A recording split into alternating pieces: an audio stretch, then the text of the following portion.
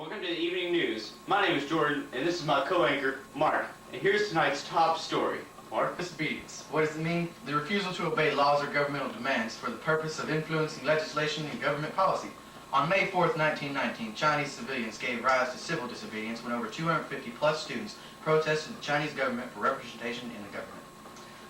You know, that kind of reminds me of the protests going on right now in Cuba, because Cuba is a communist country. It's not giving its people representation in the government, just like the act of protest in China. Jordan, the protest in Tiananmen Square was a tragic moment in China's history. The students and other civilians acted civilly disobedient in protest against the government for what they believed. We have Jimmy live. Go. You good? Yes, I am here. On May 4th, 1919, students gathered in the Tiananmen Square and protested for government reform. The protest started as a hunger strike, and after listening to pleas from the government,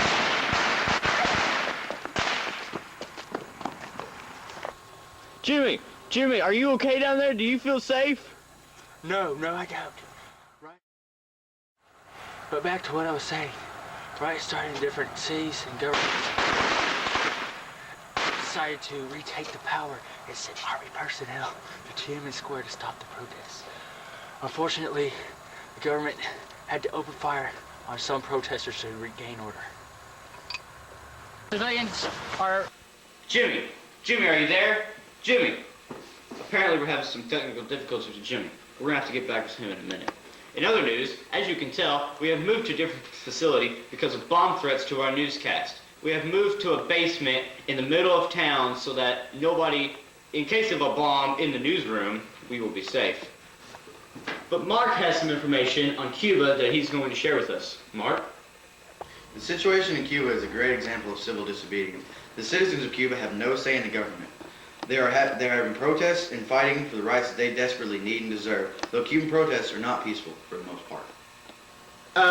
Hold on. Hello? Oh, it seems that we're getting Jimmy back. Let's go live to Jimmy to see if he has any more information I'm here. on Cuba. Back to Cuba.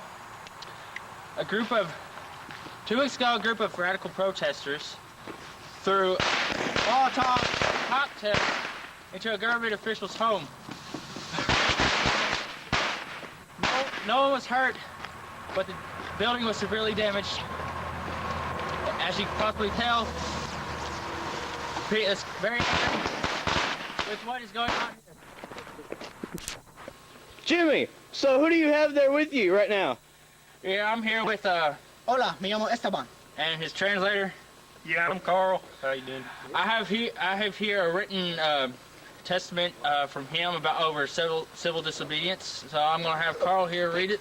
Hola, familia. Okay, yeah, he wrote down this here Cuban stuff. He said that civil disobedience happens everywhere, sometimes good, sometimes bad.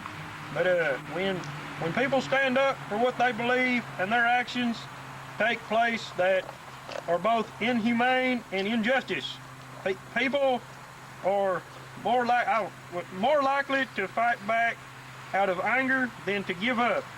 Tiananmen Square was a great example of civil disobedience.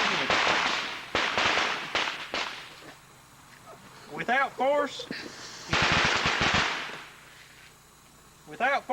in teachers, people to always push for what they believe in. Yep. Today the people are standing in the middle of Tiananmen Square and are not afraid to fight for what they believe. They are saying that the news should leave from this area because of the risk of danger. But I am not afraid of such danger. I am willing to stay with these people to the very...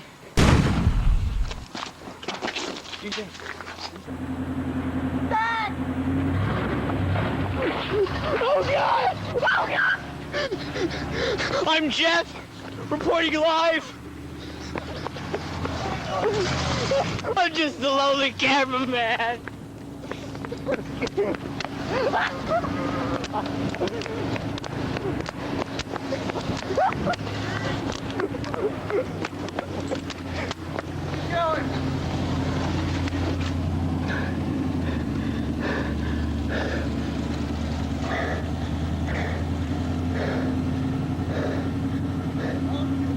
Well, it seems like those guys are having a tough break. We'll see you next. next time.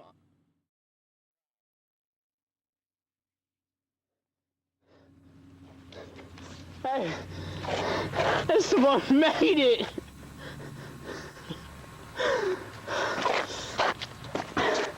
Goodbye.